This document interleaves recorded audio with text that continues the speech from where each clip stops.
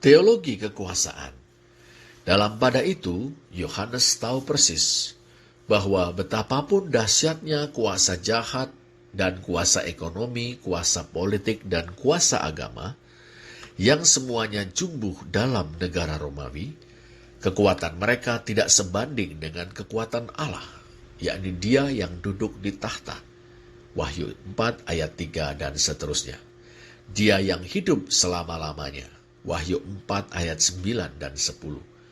Pusat kekuasaan di seantero jagat dan segenap swarga loka. Dialah penguasa yang sesungguh-sungguhnya. Dialah pencipta segala. Kehendaknya lah yang menentukan semuanya. Seantero jagat yang dilambangkan dengan 4 makhluk. Wahyu 4 ayat 6-8. Seluruh swarga loka yang dilambangkan dengan para malaikat yang beribu-ribu laksa, puluhan juta. Wahyu 5 ayat 11 dan 12. Dan segenap umat baik dalam perjanjian pertama atau perjanjian lama maupun perjanjian kedua atau perjanjian baru yang dilambangkan dengan ke-24 tua-tua, Wahyu 4 ayat 4 dan 9-11, tunduk kepada Allah, menyembah Dia. Dibandingkan dengan Dia, maka iblis, monster laut, monster darat, dan pelacur besar tidak ada apa-apanya. Ngarso dalam Gusti Allah telah membuat ketetapan, dekret, berkenaan dengan nasib gereja yang sedang bergulat antara hidup dan mati di bawah bayang-bayang naga dan antek-anteknya. Gulungan kitab yang ditulisi sebelah dalam dan sebelah luarnya dan dimeteraikan dengan 7 meterai. Wahyu 5 ayat 1. Dekret itu akan segera dieksekusi. Yang layak mengeksekusinya adalah sang pemenang, yakni Yesus Kristus. Ia dijuluki singa dari Yehuda, Wahyu 5 ayat 5, yang menggambarkan keperkasaan tiada tara. Dengan perkataan lain, sang singa inilah yang akan memenangkan gereja dan menghukum naga, monster laut, monster darat, dan pelacur besar. Menarik, bila tidak dikatakan paradoks, singa pemenang itu berwujud anak domba yang tersembelih, Wahyu 5 ayat 6. Apa maksudnya? Apa yang kelihatan lemah di mata dunia, wabil khusus naga dan antek-anteknya, sesungguhnya jauh lebih kuat daripada kuasa jahat, kuasa ekonomi yang eksploitatif, kuasa politik yang opresif, dan kuasa agama yang manipulatif. Kok bisa? Pertama, kekuatan dari apa yang kelihatan lemah menurut ukuran dunia terletak dalam keselarasan dengan kehendak ngarso dalam Gusti Allah. Yesus selaras dengan Allah. Karena Dialah Yesus, amin, saksi yang setia dan benar. Wahyu 3 ayat 14. Bagaimana watak atau karakter Allah, demikianlah Yesus. Keselarasan itu dimeteraikan dengan kematiannya. Ia setia dan benar sampai mati. Karena itulah Allah mengganjari Yesus dengan martabat kemuliaan, yakni dengan membangkitkannya dari antara orang mati dan menjadikannya anak manusia alias Sang Mesias yang bersama-sama dengan Allah layak atas puji-pujian dan hormat dan kemuliaan dan kuasa sampai selama-lamanya. Wahyu 5 ayat 13. Kedua, bertentangan dengan si jahat dan antek-anteknya, Yesus mengorbankan dirinya untuk menebus para pengikutnya dari tiap-tiap suku dan bahasa dan kaum dan bangsa. Wahyu 5 ayat 9. Alih-alih menumbalkan manusia demi dirinya, Yesus justru mengorbankan dirinya bagi manusia. Sangat berbeda dengan kuasa jahat, kuasa ekonomi yang eksploitatif, kuasa politik yang opresif, dan kuasa agama yang manipulatif, yang justru tega mengorbankan siapa saja demi kepentingan mereka sendiri. Revolusioner sejati mengorbankan dirinya sendiri untuk menyelamatkan rakyat, sedangkan kaum reaksioner mengorbankan rakyat untuk menyelamatkan dirinya sendiri. Revolusioner sejati yang berjuang karena cinta, ditaati karena dicintai rakyat. Reaksioner yang berjuang karena dikuasai oleh will to power, ditaati karena ditakuti rakyat. Itulah sebabnya Yesus Kristus, anak domba yang tersembelih, meski kelihatan lemah, jauh lebih perkasa laksana singa pemenang daripada naga, monster laut, monster darat, dan si pelacur besar. Tuntutan keadilan. Akibat menolak untuk memberikan loyalitas mutlak kepada monster laut alias kuasa politik yang menubuh dalam negara Romawi dan kaisar sebagai pemuncaknya, para pengikut Yesus Kristus mengalami kesulitan yang serius. Secara ekonomi, mereka didiskriminasikan. Secara politik, mereka dianiaya. Sekian banyak telah gugur sebagai martir, sebagai saksi.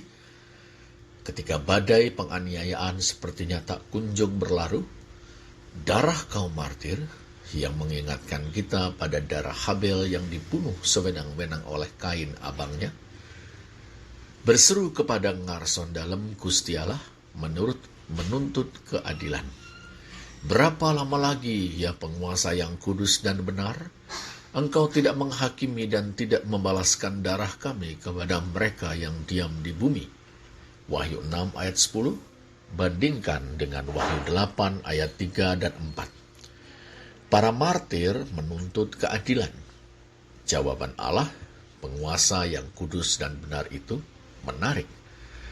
Memang ia akan memenuhi tuntutan tersebut, tapi akan melakukannya dengan cara-cara yang mungkin tidak terbayangkan oleh para martir itu.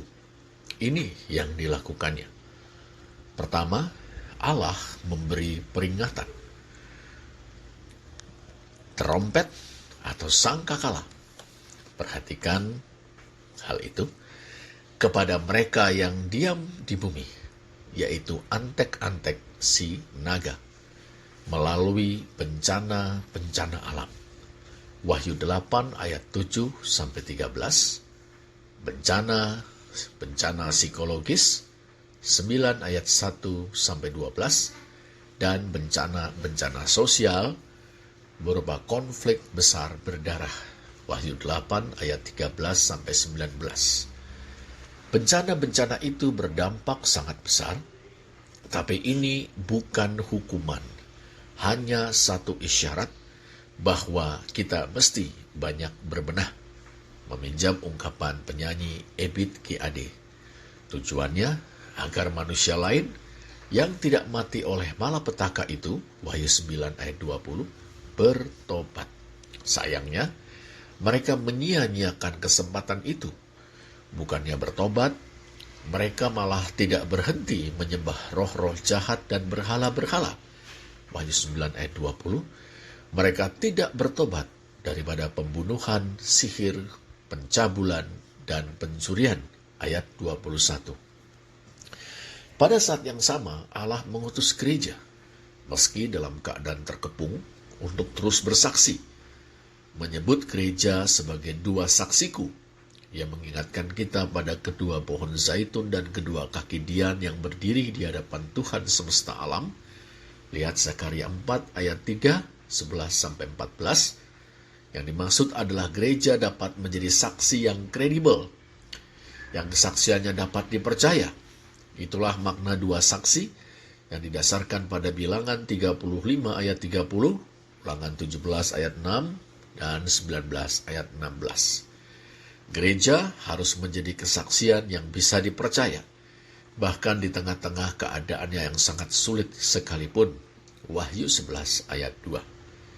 Bila bencana-bencana alam, psikologis, dan sosial merupakan cara negatif yang digunakan Allah untuk mengajak antek-antek naga untuk bertobat, maka pemberitaan Injil atau nubuat kepada banyak bangsa dan kaum dan bahasa dan raja, Wahyu 10 ayat 11, yang dilakukan sambil berkabung, Wahyu 11 ayat 3, merupakan cara positif yang digunakan Allah untuk memanggil mereka kepada pertobatan. Dalam pada itu, meski terkepung namun terus bersaksi, berlangsung selama 42 bulan atau 1260 hari, Wahyu 11 ayat 2 dan 3.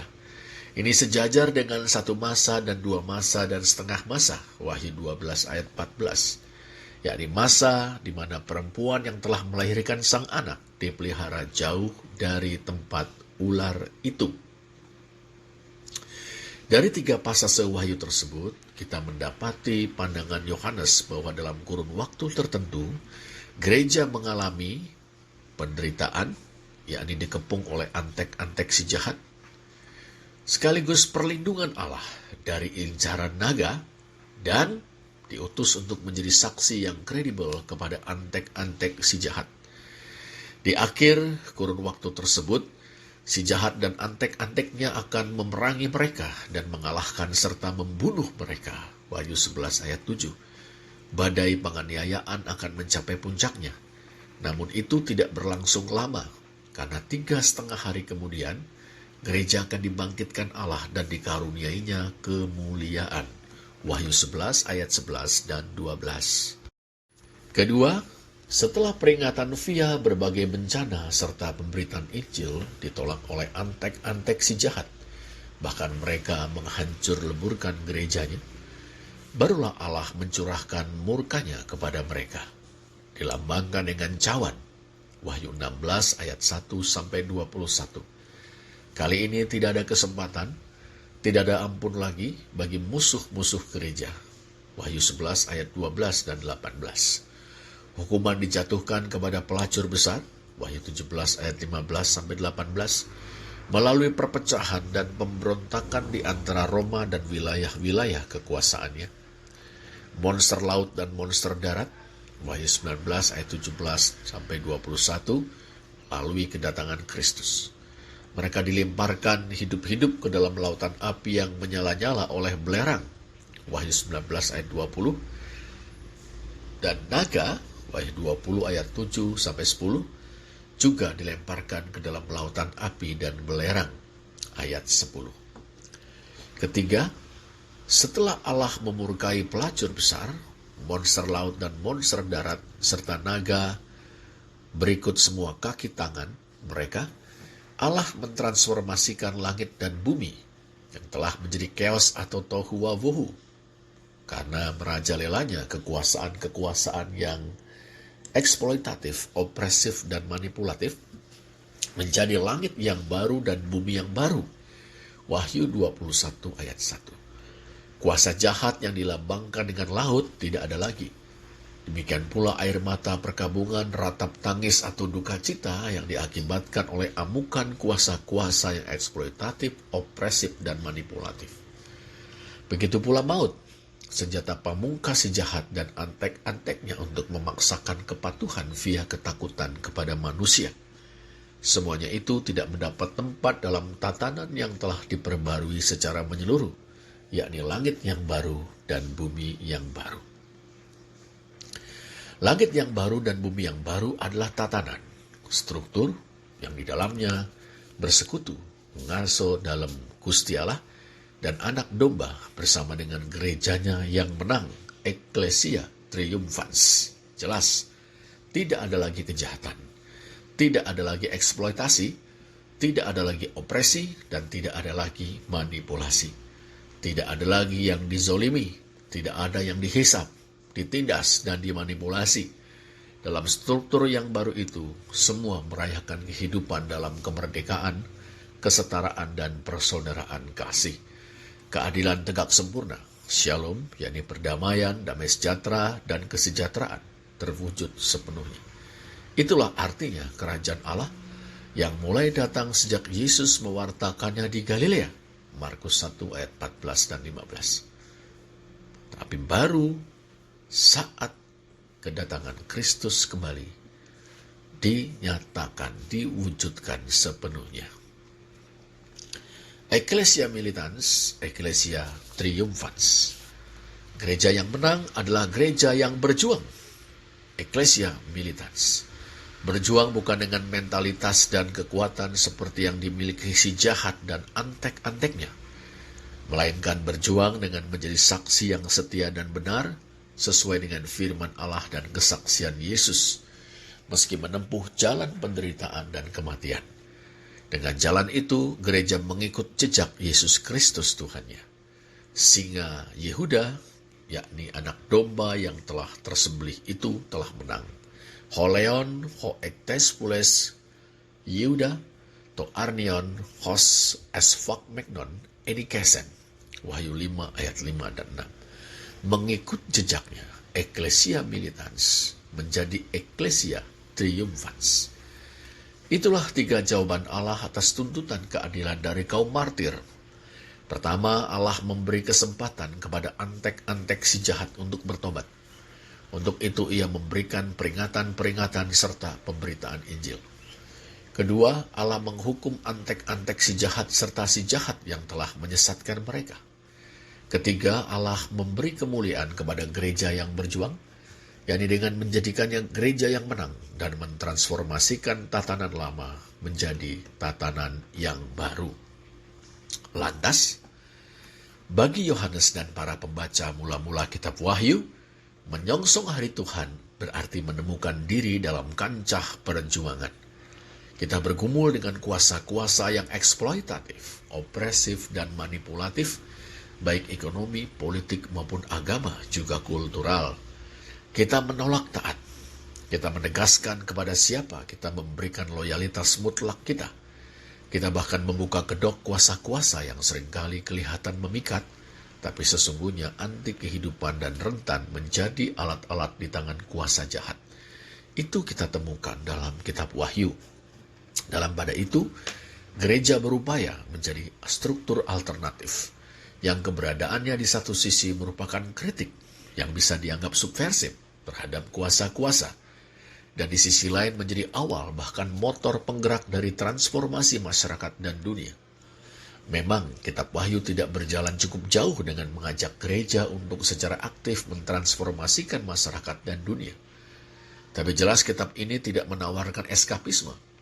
Para pengikut Yesus Kristus tetap harus berjuang dengan terus bersaksi bahkan setia sampai mati. Wahyu 2 ayat 10. Kita sekarang perlu menjadikan hari akhir sebagai perspektif bagi hidup kita. Di hari akhir kelak, Allah sendiri akan mentransformasikan tatanan yang telah dirusak oleh kuasa-kuasa jahat. Kita akan mengambil bagian dalam kemenangan Kristus.